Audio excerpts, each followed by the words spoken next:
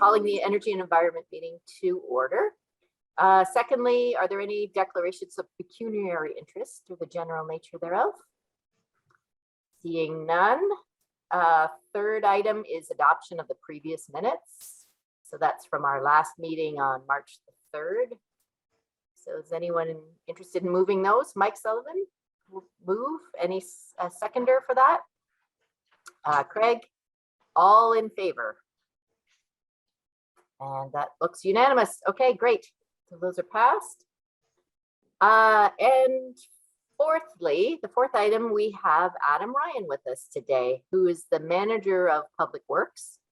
And we're excited to hear from him. We've been waiting a few months to hear about the salt management plan. So this is something that we've talked about for the last couple years on and off, about concerns around the environmental impact of salt. And I'm really excited to see that the Public Works Department has done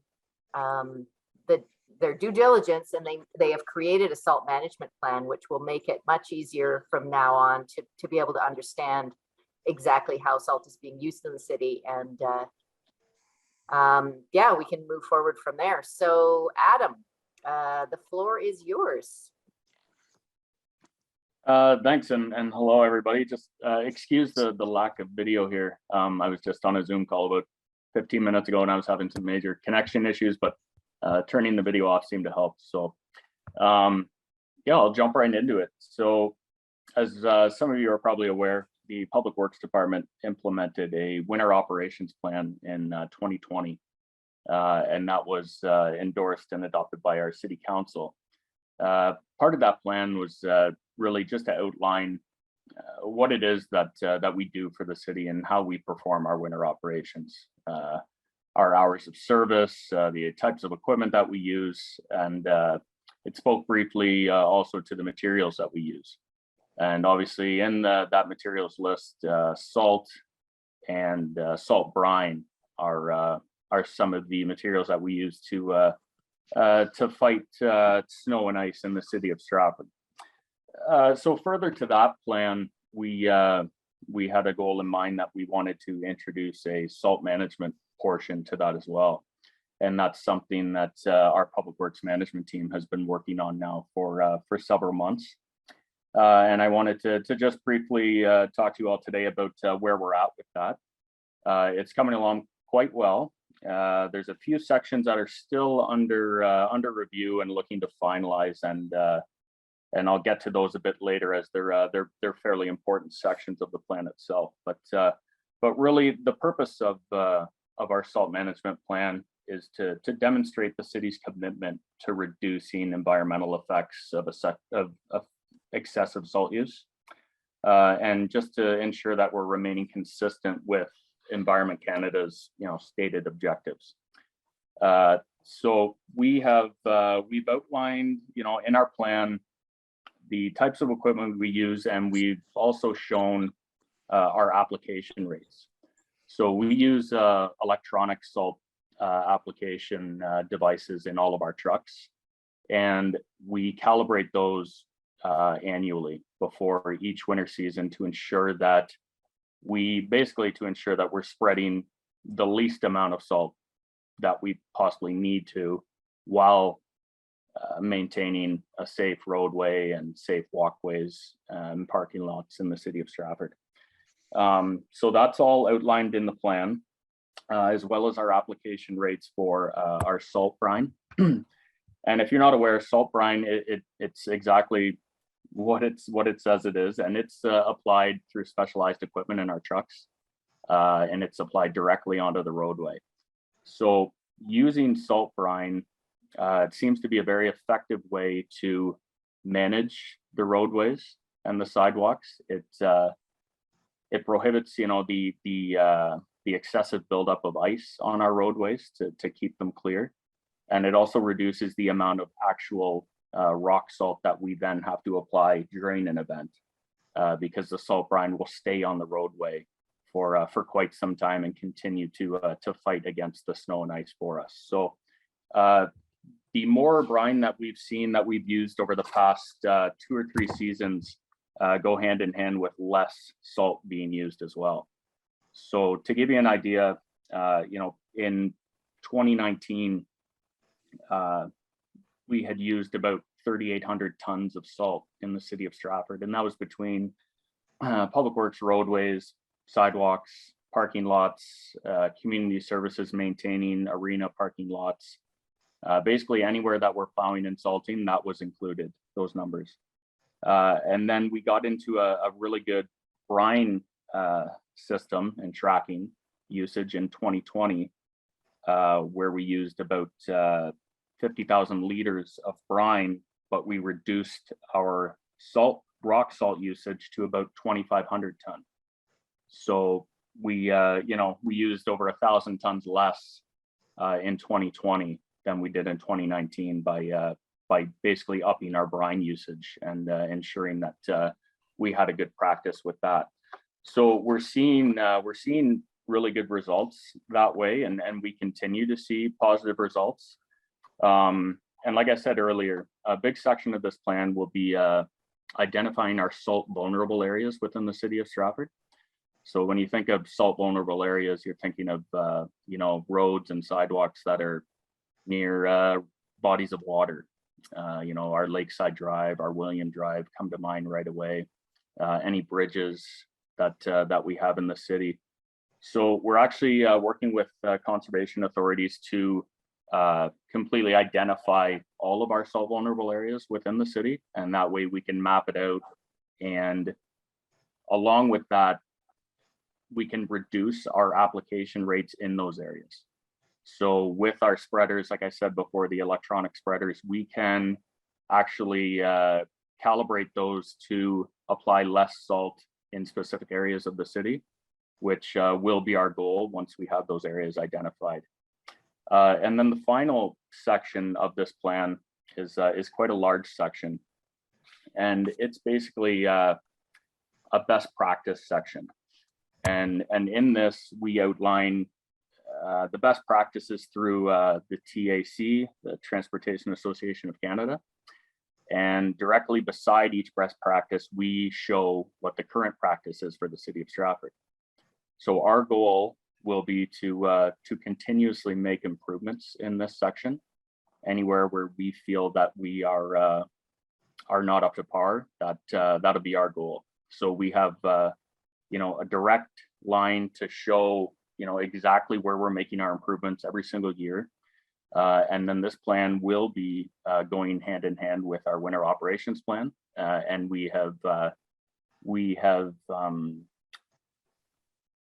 updated that annually. So this salt management plan won't be something that just gets tucked away. It's going to be reviewed annually, and there'll be changes to it to every year. So it'll be a living document, and we're always looking to improve. So once it's complete, we'll be ready to show all of you, and you can have a really good look at it and dissect it a bit. But yeah, that was the purpose of this, was just to let you all know that this is being worked on, and it's taken very, very seriously by our department. We're well aware of the negative effects that it can have, and it's tough. You want to maintain our roads and sidewalks to a great level of service for our citizens and our motorists, but you have to take into consider the environmental effects as well, right? So we feel that this plan is going to give us a really nice balance to hopefully have both.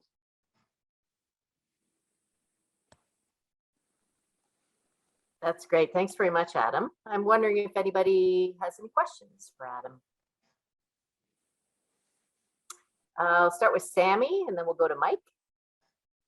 I was just wondering if you've looked into using like other substances other than salt. Like I know sand can also be used. Like, is that kind of included in the report at all? Yeah, that's a great question, Sammy. And yes, we always do look into alternative solutions here. We do use a sand in the city of Stratford, and it's a pickled sand. So it's 60% sand with a 40% salt mixed into it. And that's basically just so you don't get heavy clumping of the sand and have it basically turn into rock on you. The the sand is used when we get into those much colder temperatures. Generally, salt becomes less effective when you're getting around the -10 mark. So when we get into those types of events, we rely a lot on sand for our roads and sidewalks. And it really, there's no melting action with a sand. It's strictly just for traction and grit. So, but that is definitely used by us as well. Right, thank you. I've noticed quite a bit of that sand still lives in the bike lanes in Stratford, but I'm sure that'll be taken care of soon. Mike. And that is one of the downfalls of the sand. You get quite a bit of grit build up on the road, but yeah, like you said, it's almost time for sweepers to come out. So I'm looking forward to it. Mike. Yeah, a couple of questions, Adam. Thank you very much for coming. The two figures that you mentioned earlier were the reduction of 1,000 tons of salt between 2019 and 2020 by the use of, I think you said 50,000 liters of brine. Am I correct on that? Yeah, that's correct. Do you buy the brine as brine, or do you make up your own out of that 2,500 tons? That's a great question. We do purchase it as brine. I know many municipalities mix their own on site, but our public works site doesn't allow for that. So we truck it in as brine. Yeah. Which makes me wonder that even though you've gone to 1,000 tons less of actual rock salt, if you use 50,000 liters of brine, depending on the concentration, is there really any difference in the overall amount of salt that ends up in our river, which is really the overriding concern, given that you try to provide the safest set of roads, but when this was raised at Energy and Environment, and it's been raised for many, many years, is there a way that we can keep the roads safe and have less impact on the river? Because the brine and the rock salt all end up there, whether you change the rate of spread near the river or not, it still ends up there through the storm sewer system. No, that's absolutely correct. And so with our brine, we don't spread it on all of our city streets. We limit the streets that we spread it on. We don't spray it around the river, for example. We use it on our truck routes, and you are absolutely right. In some way, shape, or form, it's going to find its way into the waterways. And we found though that, and studies have shown that the brine, I mean, you're getting that direct application onto the roadway. It's being tracked with vehicles and tires, obviously, but you're not getting that bounce off like you are with salt. I'm sure you've all seen it before, where a truck's driving down the road applying salt, and a quarter of it is landing on the road, and 75% is going onto the shoulder or up into the boulevard. So that's the idea that, I mean, yes, you're still using a salt product, but you're trying to keep it on the roadway as much as possible. And following up to that, is potassium chloride any more benign for the river system than sodium chloride? That's actually something that we're going to be looking into as part of this plan as well. So that may be an answer that I'll have for you in a follow-up for sure. Well, I know it's more expensive than sodium chloride, but we are dealing with the future of the planet now. And I know that back in the day when I was chair of public works and Ron Phillips was the city engineer, we went to a system where we used, I think it was 50-50 sand and salt on all of the roads. And I never did see a report on it, but obviously that's changed to today. Yeah, you're absolutely right. And your point to cost having something to do with it. And we're well aware that, we're all aware that budgets are fairly tight, but when it comes to our future and the environmental effects, I don't think you can really put a number on that. So, and also to the 50-50, Mike, we implemented in our winter operations plan that our priority 3 roadways, which are class 4, 5, and 6 roadways in the city of Stratford, that we apply sand to those roadways. So trying to limit again the amount of straight salt that we're putting down, and sand is applied to all our priority 3 roadways. Because salt and the environment, the Great Lakes environment, are really quite incompatible, and you try to find the best trade-off.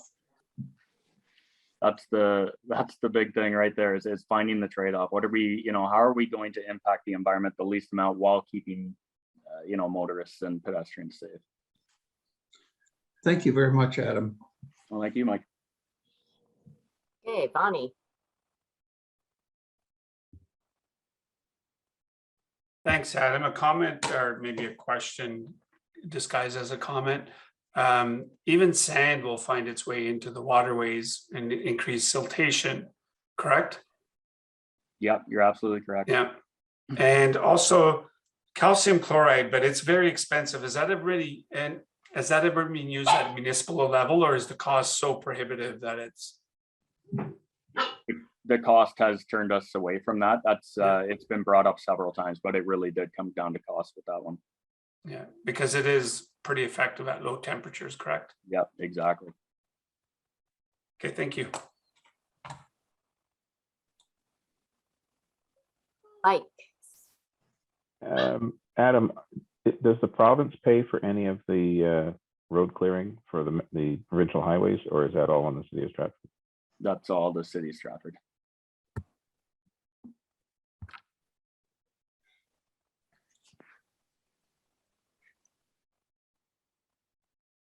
Craig, go ahead.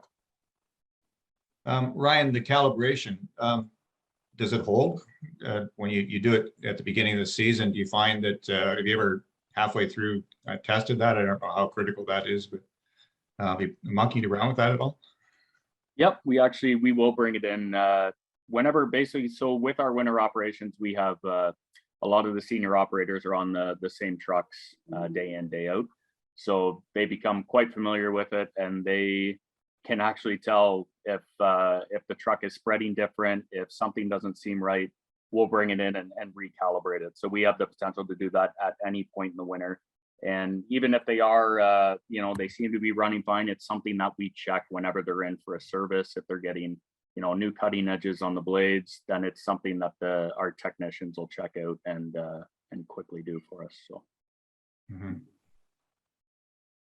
Just another question. The sidewalk spreaders. As I walk the dog, I sit and watch those things in the winter. I noticed that when they come up to a corner, the ones that I see anyway, they don't turn off. And man, there's a lot of salt gets dumped in one spot. Is that just because it's an old machine, or is there the ability to turn those things off, or is that just driver error? Or? Yeah, so a lot of those, Craig, are actually they're older technology where they don't have the auto shut off. Okay. And really, honestly, it can be driver error. Really, I guess what we train our employees to do is to shut that switch off when they come to a stop and turn it back on when they get going again. That can be forgotten sometimes, but we have looked into options of adding auto shut offs onto those older pieces of equipment. Yeah. Okay. I figured it was just maybe old equipment. Yeah. Here, a question. Back when, Michael, remember this, I know Lyndon Couch was monkeying. They were playing around with beet juice. Whatever became of that technology? Was it just not practical? Yeah. So what I've read into beet juice, very popular a few years back, like you say, it seems to have disappeared from much of the municipal use. I think it was supposed to be a cost-effective way. And then the prices started to slowly increase. And then I do believe that, believe it or not, a lot of the complaints were the discoloration of everything that touched it, right? So vehicles driving through it were turning red. People walking, their boots and their pants are going red. So I do believe that was a big part of why municipalities got away from it again. Okay. Mike Sullivan, go ahead. I guess my question is for the folks on the Conservation Authority. Does anybody test the water for the presence of salt from various parts of the year? Do we know what the concentrations are and what they should be? I'll take a crack at that. They test water, but you know what? They the salt part of it, I don't think, Mike, they test that, believe it or not.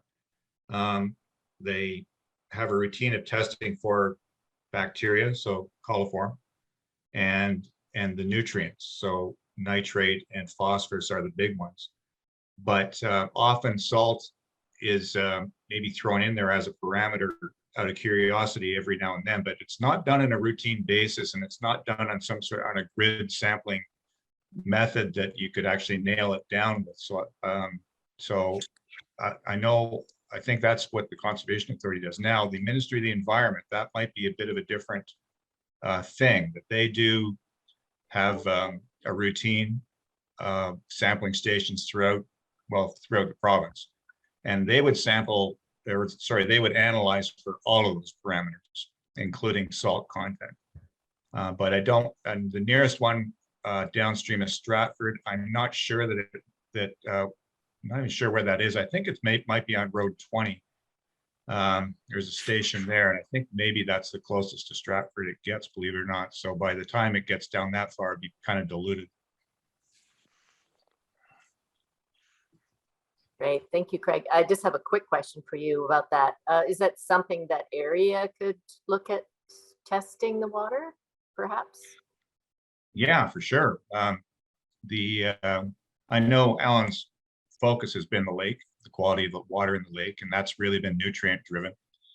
But I would be happy to bring it up to Alan, and maybe they can bite that one off. They'd have to maybe expand their kind of upstream, downstream, and add that parameter to it, but it wouldn't be a big deal to do that, I don't think. So he does still test on a, I'm not sure quite what it's 2 or 3 times a year. And to add that parameter to it, I don't think it would be a big deal to do that. I would certainly support that. I'll check into it. Okay, thank you. That would be great. Emily.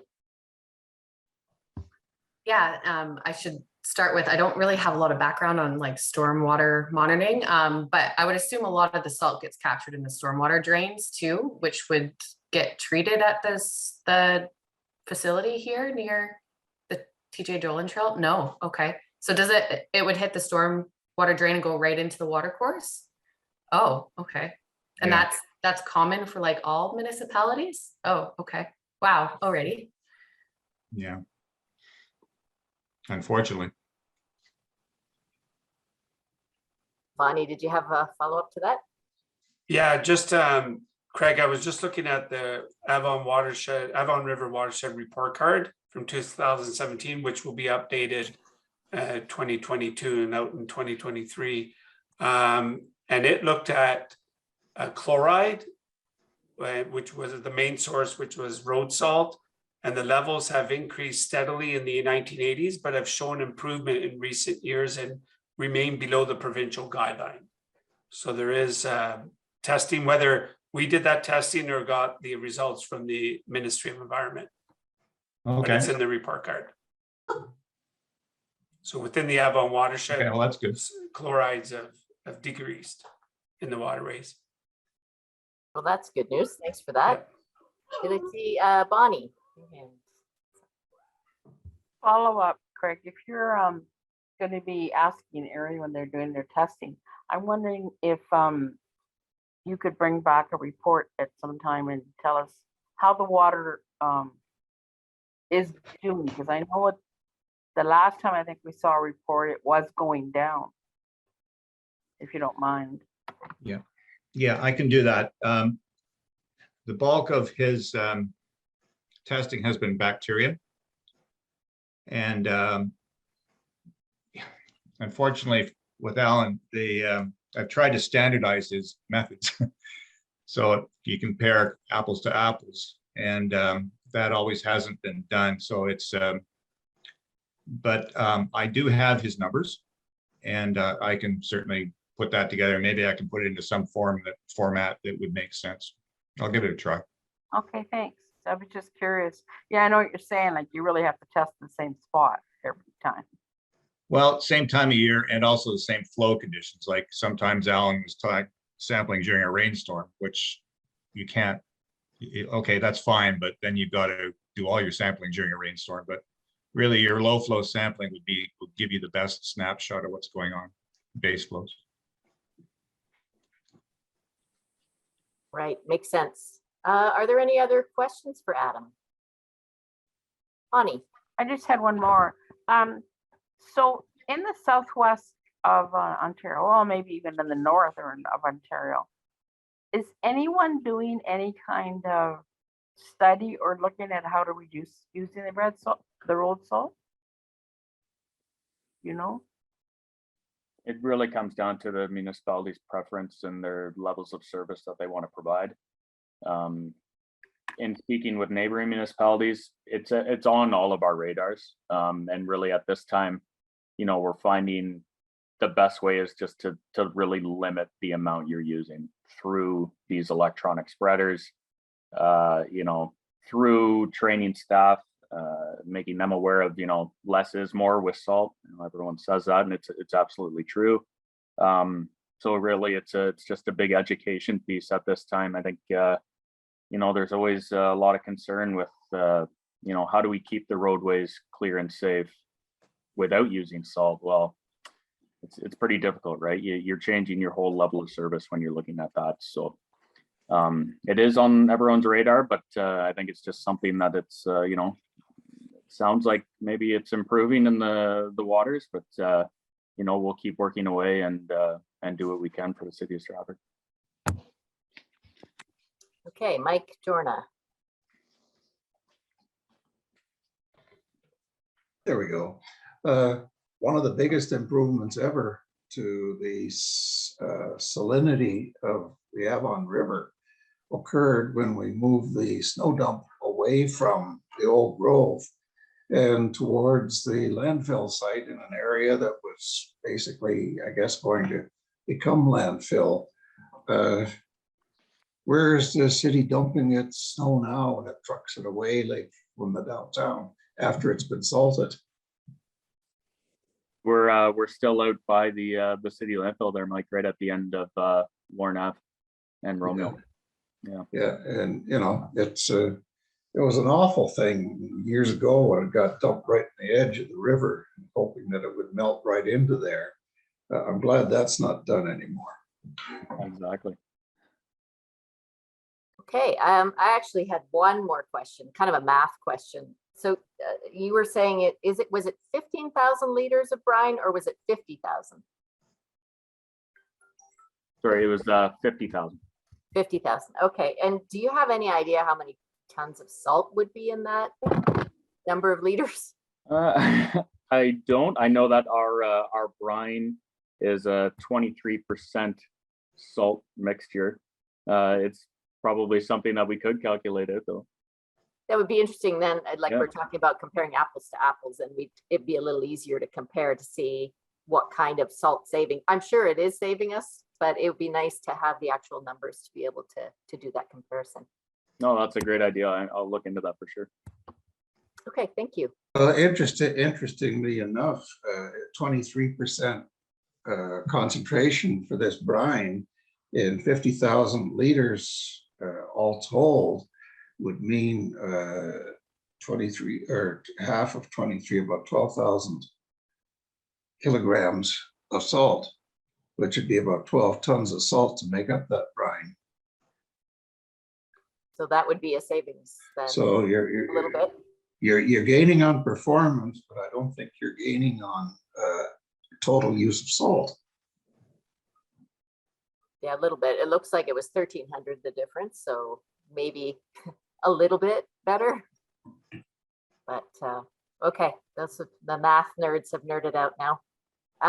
Any other questions?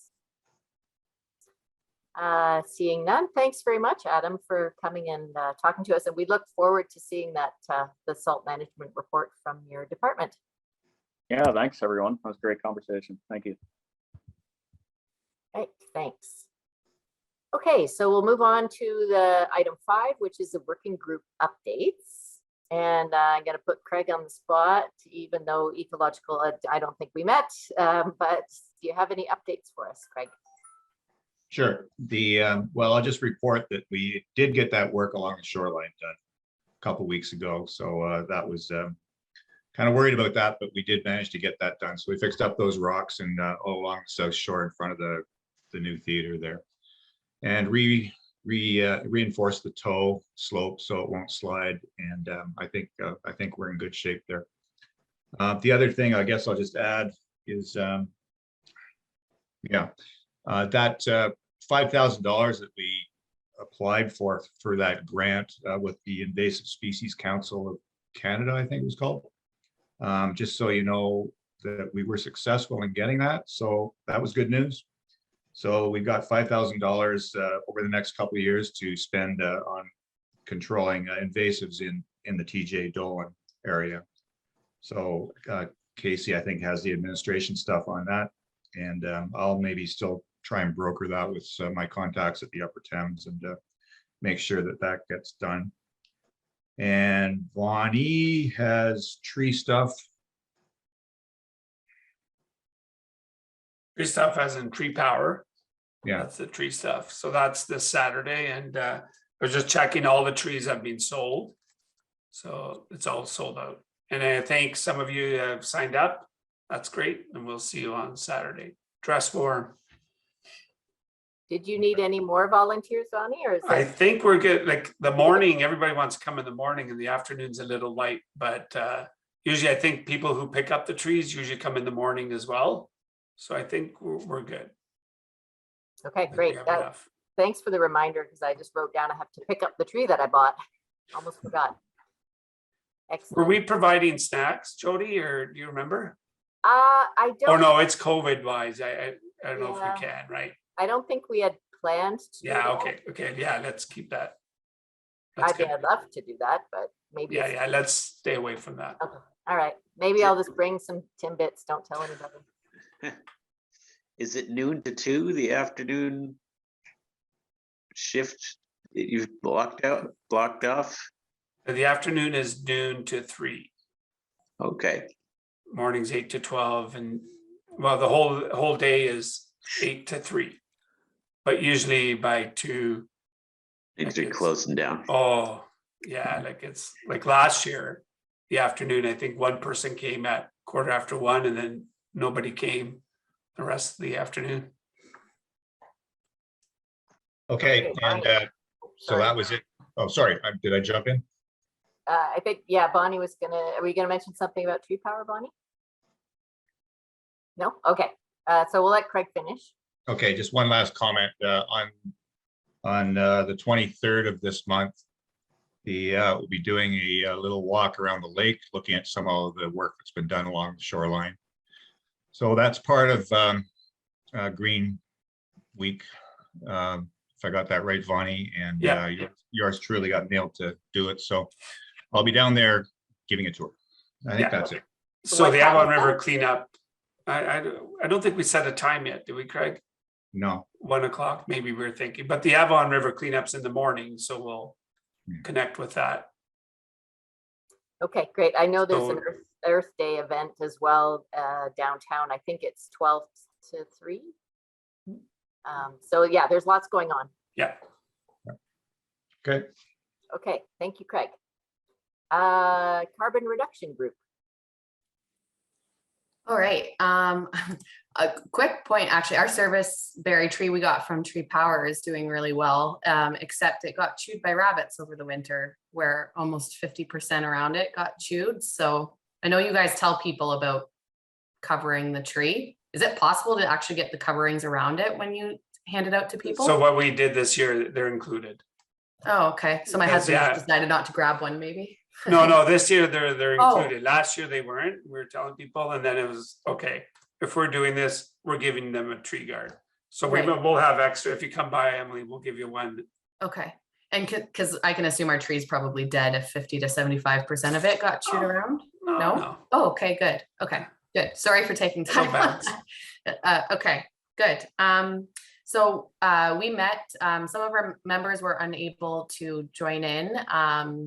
But I guess some of the updates on that is we're in talks with Climate Momentum. We might be setting up a table on April 23rd during that event to just talk about the Greener Homes Grant. That event's going to be a lot more public facing and kind of what people can do with their homes on a more practical level. So we're still working back and forth with Climate Momentum if there's any room or opportunities there. I guess one question I have is whether or not we have any monies to go towards like putting up a table or a tent if there's any fee for joining in on that event in our budget. Good question. There Maybe- shouldn't be a fee, or they would have had to apply for a special license.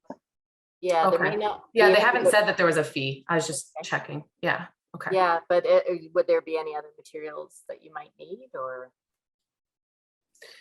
Well, we kind of, we inquired kind of last minute, of course. So I guess we'll see, and maybe we'll correspond with Casey back and forth, depending on how things go. Casey knows all about the money.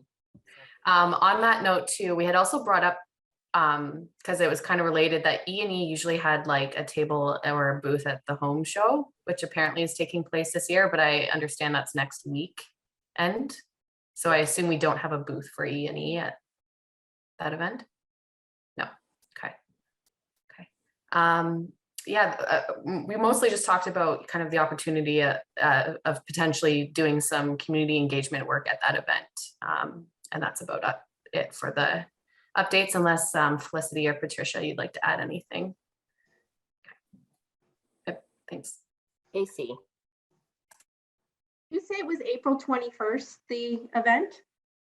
23rd. Oh, 23rd. We'll have to pass a motion today if there's any chance of needing money for that event.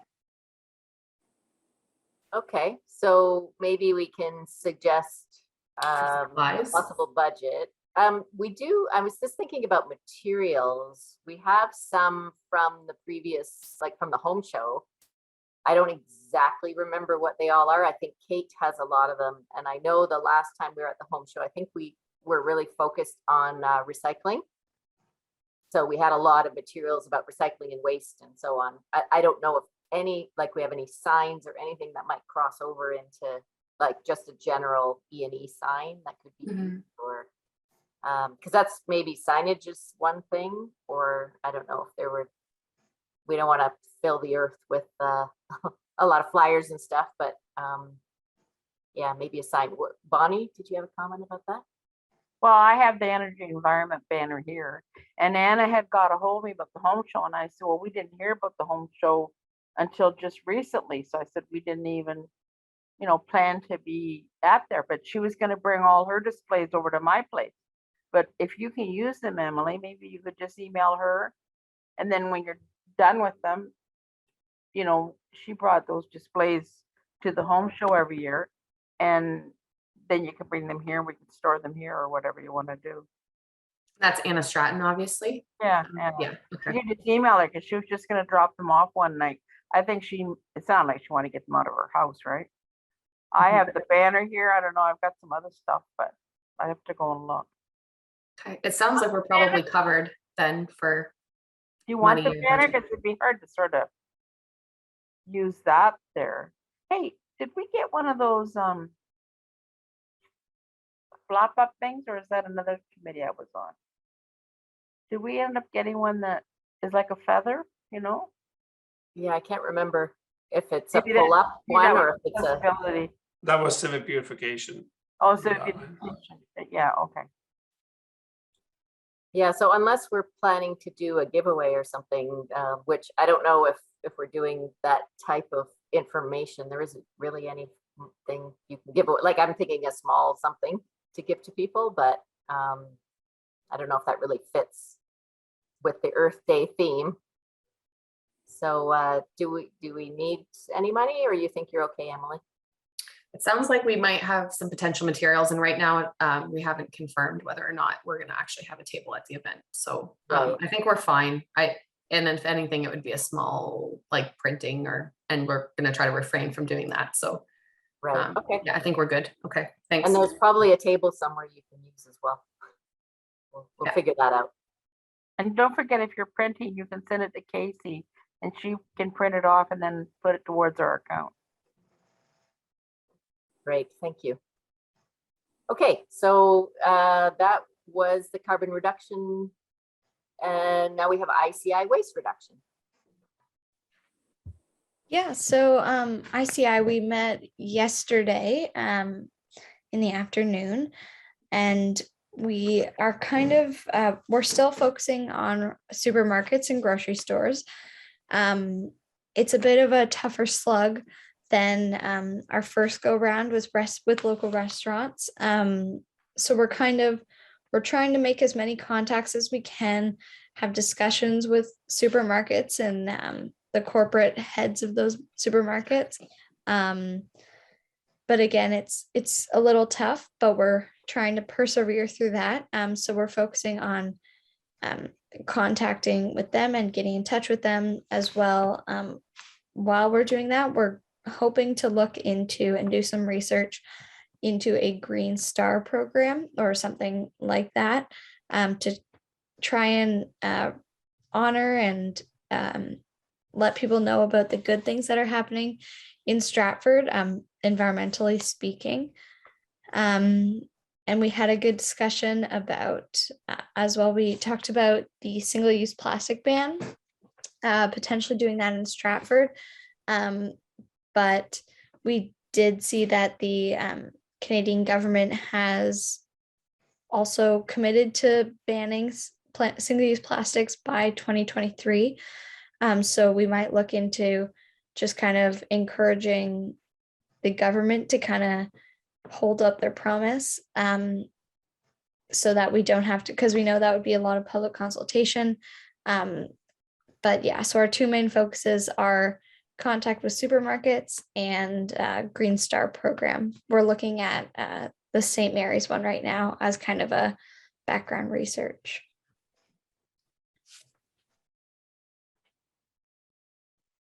Okay, thank you, Sammy. Next we have the update from Active Transportation. Bonnie, question? I had a question when we were talking about ecological. I don't know if Craig or Vonnie would have the answer to this, but I was driving on the River Drive last night and I was looking at the new stormwater outlet from, at the bottom of Queen Street there.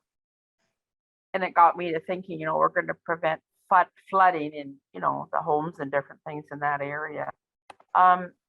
Is there any chance that it would cause flooding along the river if there was a big storm? Do you know?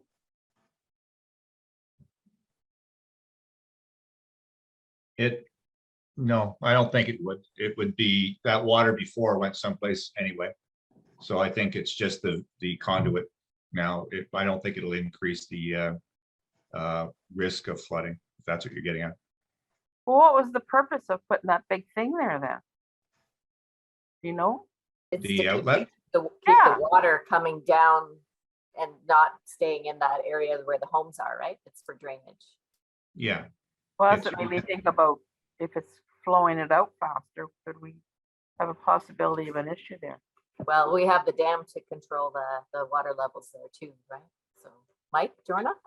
We had the project manager come speak to Kiwanis, and he was asked that same question, Bonnie. And I think the thinking behind it is that it was meant to decrease the speed of the water as it moves from the sewer into the river. Because if something wasn't done to decrease that flow rate, it would cause a lot of bottom erosion and maybe cause a lot more dirt to kick up into the water. So I think this is what you're asking about. Thanks, Mike. Okay. So we'll go on to the update from the Active Transportation. Felicity, did you want to do that part, or would you like me to do it, or? Would love to have you do it, except you're on mute. Hey, I can just say quickly, what happened at the last meeting is we had a visioning session by Sarah Merkel. And so we talked a lot because we're going to be meeting with the consultant as a stakeholder. So we talked a lot about exactly what it is that we want to see in the new transportation plan. And so we went through all of the different things about biking and about walking and safety and so on, and thought about all the different things that we'd like to see in it. So it was actually a very productive session. I think we all felt better afterwards. And then now we have something written that we can take to the meeting. I don't know, anybody want to say anything else that was there? Jody? Bonnie, were you? I can't remember who else was there. Yeah, I think you captured it pretty well. And sort of the link in, of course, with energy and environment is that the Active Transportation Committee is very interested in shaping the master transportation plan so it's not so focused on vehicles, right? So that cyclists and pedestrians aren't considered an afterthought or a secondary thing. It's just part of every roadway, the safety of pedestrians and just the ease of getting places, shifting the priority away from always being centered around vehicles to make it easier for active transportation to happen, right? So if people feel safe, they're going to be participating more in active transportation. So yeah, that was sort of our overarching goal with that a master transportation plan. And I should also mention, I'm not sure, I don't think this committee got an email about the Engage Stratford, did we? I think, yes, okay. So I won't explain that except to say, go on it, register. It's a great way to have your views shared with the city. So there's, especially the master transportation plan is important. But coming up, we're going to be using that same engagement tool for the official plan update. So that will be the way that we can engage with each other to have discussions about that official plan update. So maybe you can give it a spin with the master transportation plan, and if you set up, you do have to register, and you don't necessarily have to use your own name. It can be an anonymous person, but it will be moderated, so there will not be nastiness tolerated. So it'll be a safe space for people to share ideas, and hopefully we'll get lots of great input from people. Mike Sullivan. So I've already registered and looked at the materials on the transportation master plan. And I don't know if there's somebody here can answer this question, but included in the study scope are current plans for the Highway 7 and 8 bypass. I thought that was dead. Anything I can find on the provincial website dates back to 2005. Supposed to start in 2030. But But it also has supposed to start since I was 16 years old, because they made my aunt rip down her house outside of Shakespeare. Yeah, so it's on the books, but you probably got to search far and wide to figure out where on the books it is. Yeah, so that's when those provincial highways, and once they make a bypass, we get to take over those highways that become our roads, and we can put bike lanes on them, and we can do fun stuff, good stuff that we are very limited in doing now. Excellent. So and each section is supposed to take 5 years to build. And as far as the last I heard when they did the last presentation, the council was, there's no money in the budget for it yet. So yes, hopes and dreams. Okay, business arising from previous minutes. I guess this is me. Land acknowledgement update. I did actually get one this past month. And staff they have reached out to various Indigenous groups in the area, and they actually haven't received much feedback. So they're trying hard to think of other ways that they can possibly get the consultation that they need to be comfortable with a land acknowledgement that would be correct. So I guess it's to say it's in the works, but there's a bit of a roadblock. So that's the update on that. Update on the climate action plan, tax deferral program, green development. So I guess that this is actually the update from the committee. I forget what we call it now, but it's a working group for the climate action plan. So we did get an update that at the last ITS meeting that progress is being made. Basically that group, I think we had some questions last time about who is in this, who is making up this working group. It is senior staff right now, and they will be reaching out to interested parties in their departments, but it is actually not a set in stone group. It's a bit of an ad hoc kind of group now, and the plan is to expand the group. So if we figure that we need somebody from this committee possibly to sit on that group, then that is definitely a possibility. What they're focusing mainly on right now is defining the role of the staff person, and whoever we get to be that coordinator is going to be the person who's really working on the plan itself and also making sure that it happens. So I guess that's to say we're making a plan to hire somebody to make a plan, and hopefully that will go quickly. But it is important to understand where that person is going to fit in the corporation and how they're going to work with the various departments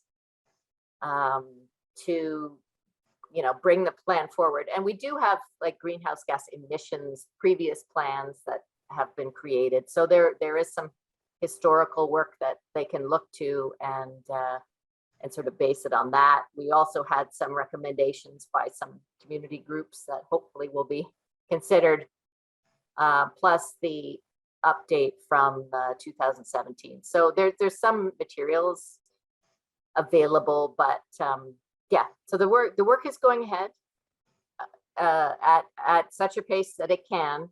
And the director of engineering anyway was saying that once we have a person in charge, it will go faster, because it will be their only job all day long is to focus on the plan. So that's when the ball will really get rolling a lot faster. Questions, Sammy? Do we know when that ball might start rolling? I think budget wise, it was June, right, Bonnie? It was sort of halfway through the year, having that person hired by then to be able to start working. Okay, thank you. Emily. Yeah, with the municipal elections possibly coming up this year, there's no room for them to come back and like scrap that position before that person's actually in now. That's part of the budget. Okay, good. It's definitely part of the budget, and I think we're moving forward. It would be insane to get rid of that. Once you've set it up and you start paying somebody, it doesn't make any sense to it's also really hard to get rid of somebody. Then hopefully they would be happy in what they're doing. But yes, it is a secure position definitely for this year, and hopefully onward. Did I see Mike Sullivan? Yeah, go ahead. So several things. One, I sent you all the document. I know you didn't have time to read it, but it's a document from essentially the Federation of Canadian Municipalities about creating green development standards. And one of the suggestions was that green development standards be part of an official plan. And so when we get to engage Stratford looking at that, I'm intended to make sure that that's a part of it. One of the things you suggested, Madam Chair, at the last meeting was that we could do a future presentation to whoever the Climate Action Plan internal working group is. Is that still a possibility? Did you have any luck putting that forward? Yeah, I think that would kind of went hand in hand with, do we have a seat at this table? So the answer is yes. We kind of have to figure out where we're at first. And they really did want to hire the coordinator first before we kind of get to that stage, because they figured that person is going to be heading this project. So they're going to need to hear from us pretty much at the beginning of when they're starting their work. Hopefully that answers your question. Okay, go ahead. So as a follow-up, there was a council meeting, I don't know, 3 or 4 weeks ago, in which you discussed a plan to sell off a bunch of land to developers for attainable housing at half price. Development charges. And no, half price cost of the land and half price development charges. And I'm wondering if there is any notion of green development standards being applied to this, or if these kinds of things are going to slip through before any climate action plan actually takes place. That's a good question. Yeah, it would have to be. Do the councillors on the committee know what the answer is? Well, I know we're doing Britannia Street right now, and it's being developed by the green standards.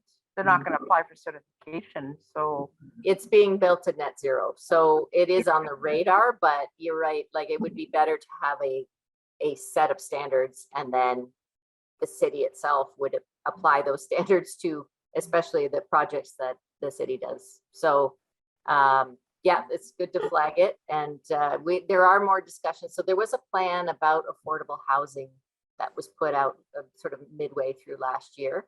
And when that sort of comes forward again, that's the time when we can, you know, perhaps make the suggestion that needs to happen. And I think, I'm trying to remember which conversation. I think it was a conversation with Taylor, the head of ITS, about the green development standards and how that, or who's going to do that work, right? Do you have capacity in your department? And again, that was going to be, they were discussing that, but it seems like the person who would be this climate change coordinator would also be an integral part of creating those standards. It seemed to be about 25 acres of land that was slated for development in this report that was a few weeks ago, and that it would appear that there is no suggestion of green anything. It's merely something called attainable housing, which isn't affordable housing, it's something else. And it concerns me that nobody is using a climate lens in any of this stuff. Right. Yeah, and did that come to the, was it Planning and Heritage? No, it was city council, and it was, it was a report that was originally in June of 2021, right, having to do with land that is on the western boundary of the city, I think, or the northwest, and it's 25 acres or 30 acres that is considered surplus land by the city and is going to be sold to developers at half the market value, provided they build something called attainable housing. And now we're getting into incentives for something, but not incentives for being green. And it really frustrates me that this is going on. Right. Bonnie's looking confused. So I'm looking confused too. I'm not specifically remembering that report, I'm going to have to go back and read that because I don't remember that at all. Was this perhaps the report that Invest Stratford was? That's what I was thinking, but I don't remember it coming back through council, because It we came approved back- that plan 6 months ago.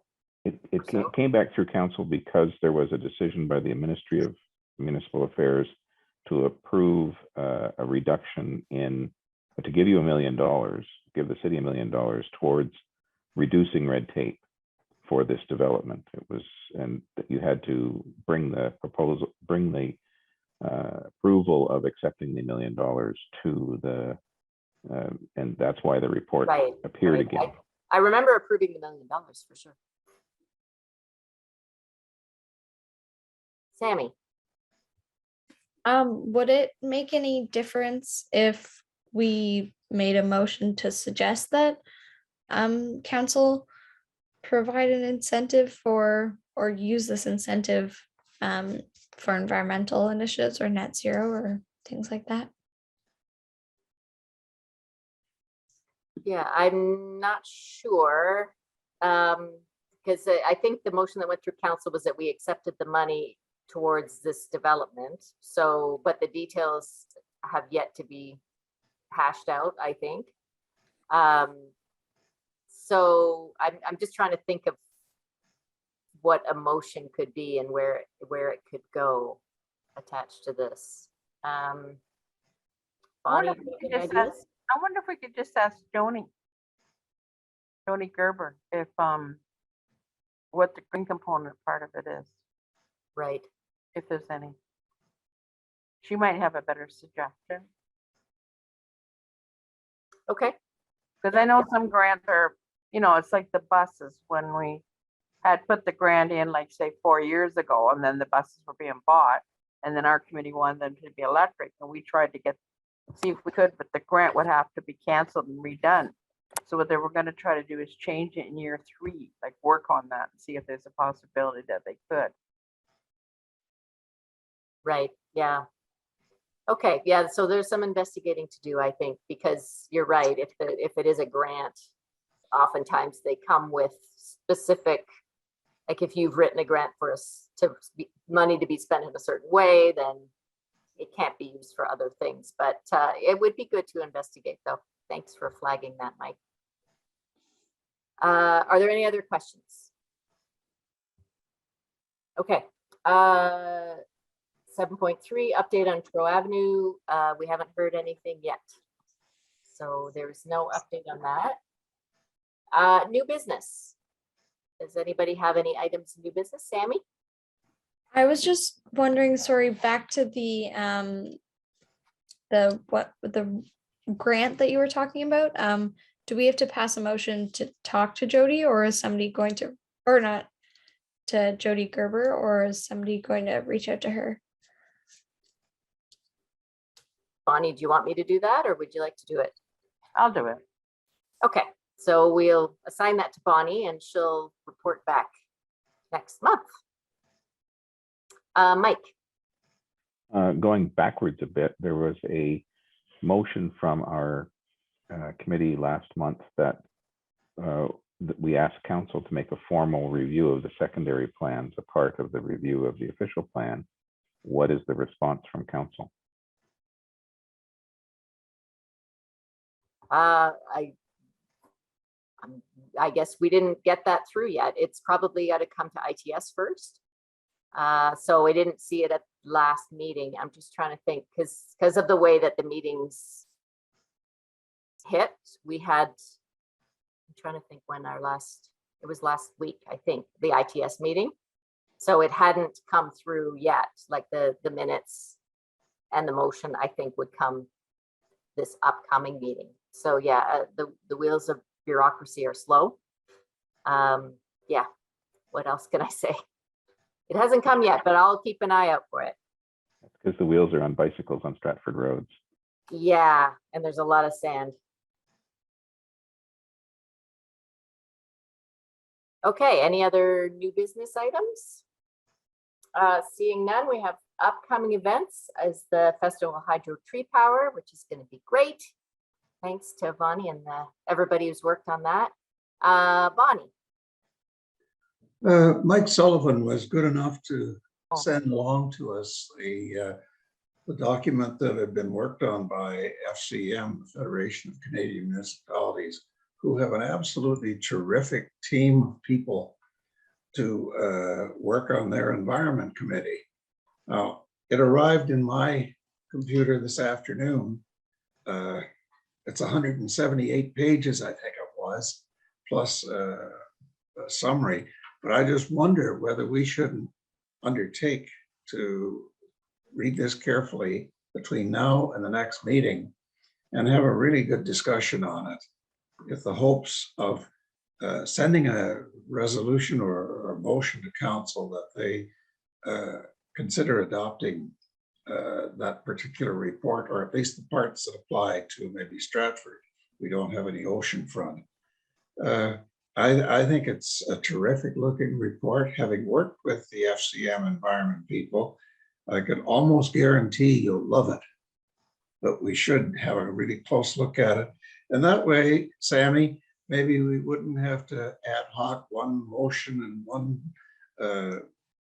one idea and then another motion for another idea, if we can get the whole thing into place.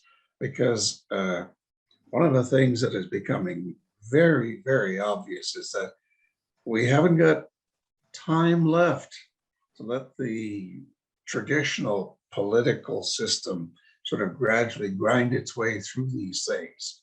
The planet's in trouble. We got to make something happen quickly. And if it happens in Stratford and in Guelph and in Kitchener and all of those places, then sooner or later, it'll spread. Right, good point. So Casey, can we put that on the agenda as an item for next meeting? So we can all read a few pages a night. We'll get there. I Bonnie? don't think I received it. Okay. Thank you. AMO just put on a climate change and I attended it. It was 2 days long. And I saw that Taylor was there. Taylor Crinkla from the city. So I was impressed that, you know, somebody from the city was there. It was very good. And under events, what I wanted to say is Saturday, April the 23rd from 10 to 12, it'll be a cleanup along the river. So, and also you can take 20 minutes and clean up around your house or in some favorite part of the city. We'll make our city whistle clean. That was Ted Blow's philosophy for many years. Great, thank you, Bonnie. And yeah, I should mention too that the other thing from the climate working group, you just reminded me that Taylor was saying that quite a few staff members have been attending various training meetings, sort of environmental green, to sort of get a little bit more footing in what it is that they need to do. So I think the AMO training and I'm trying to remember where else I was at a training meeting and I saw several staff members there as well. And I forget what it was, but yeah, anyway, there is work being done as far as getting into the mindset that they need to, because it's a big thing to move a corporation in a different direction. So it's encouraging to see staff is taking extra time to get some training. Okay, and with that, the date of the next meeting is May the 5th at 4. I'm going to send my regrets. I'm not going to be able to make it on May the 4th. I'm going to be busy. So Emily, you're up for chairing next month. Just thought I'd give you a heads up on that.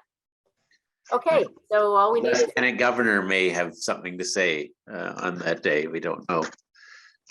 right. Who knows? Okay, so adjournment. We need a motion to adjourn. Emily and Bonnie will second that. All in favor?